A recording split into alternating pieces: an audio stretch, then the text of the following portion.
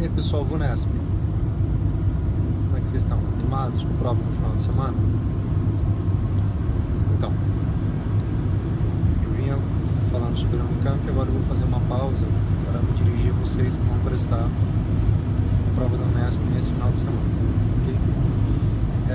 Eu vou falar inicialmente da redação, porque eu gravei alguns vídeos antes me propondo a explicar a prova, explicar os critérios de correção, e agora eu vou retomar esse conceito da prova para falar um pouco das características de novo da Unicamp e, enfim, comentar algumas questões que apareceram nas redações que me foram enviadas, tá?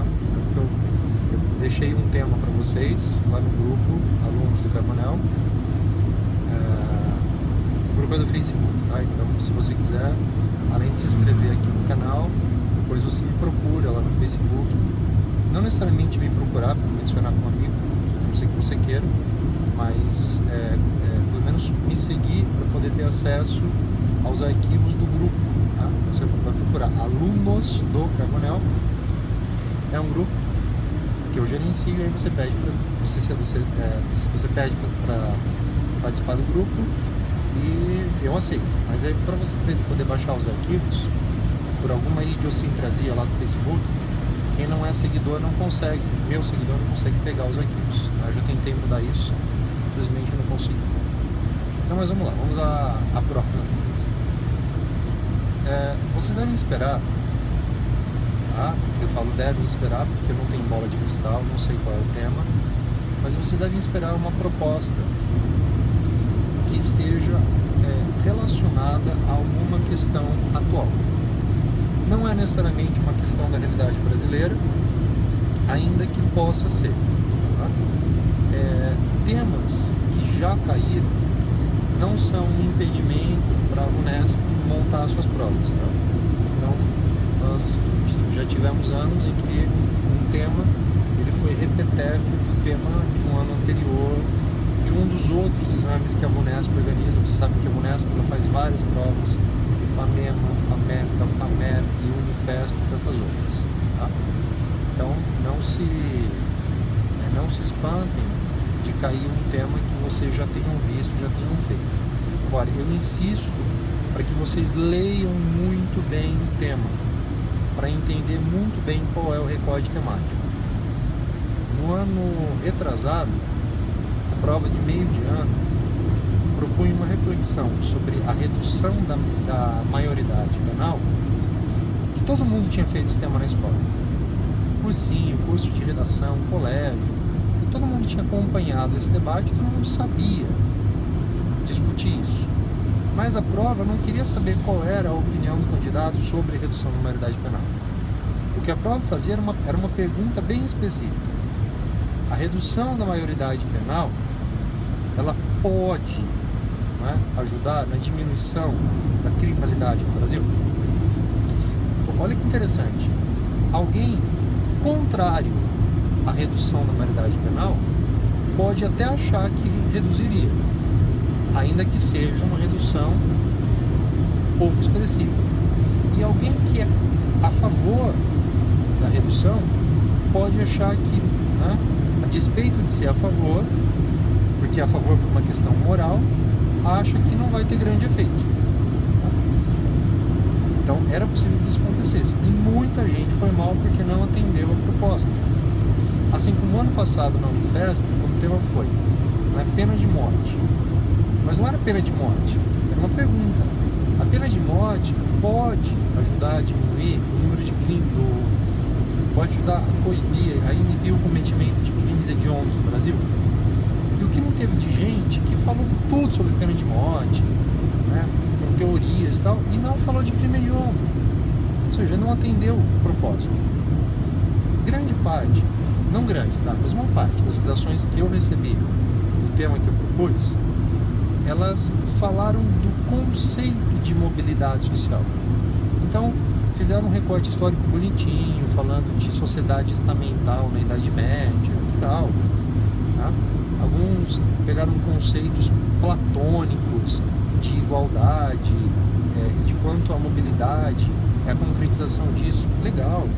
Teve gente que citou pensadores variados. Legal. Mas e a discussão da proposta? E a discussão do quanto e por quais razões a sociedade brasileira é uma sociedade de difícil mudança de classe social efetiva. E o quanto o dinheiro não é o único elemento para a promoção dessa efetiva, verdadeira mobilidade social. O que eu acho que as pessoas precisam entender é que o olhar do corretor da VUNESP é um olhar muito mais para o tratamento adequado e proposto, decorrente do adequado entendimento da proposta, é muito mais isso do que um exibicionismo de erudição. Então, não faltam os alunos que alguns por estilo próprio, alguns talvez meio que influenciados por certos modelos prontos, preferem assim, dar aquela rebuscada no texto. Jean Paul Sartre, Confúcio, Nelson Mandela, começa lá com um pensamento, até introduz a ideia de mobilidade, mas não analisa o problema no contexto proposto. Tá? No ano passado, quando o tema foi publicação de imagens trágicas, banalização da dor ou forma de sensibilização. Muita gente ficou lá falando que era banalização da dor, o que seria sensibilização, mas não respondeu a pergunta.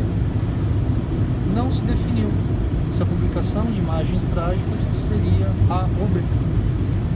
Isso é um problema sério, porque o não atendimento da proposta ele faz com que um excelente texto se torne uma mediana redação para aquela prova. Então é com isso que vocês têm que tomar cuidado. Em primeiríssimo lugar, lê a proposta, vê se há ali uma pergunta e pensa: meu texto precisa ser uma resposta a essa pergunta. A minha tese tem que ser uma resposta a essa pergunta. Os meus argumentos devem ser elementos necessários para responder a essa pergunta.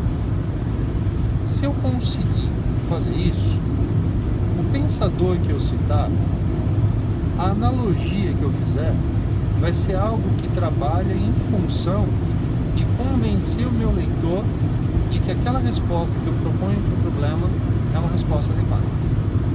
Tá? Então eu acho que se vocês atentarem para esses aspectos, vocês estão mais do que preparados para enfrentar a prova de redação. O tema não deve ser algo que vá pegá-los de calça curta. Nossa, nunca ouvi falar disso, meu Deus, por onde eu começo?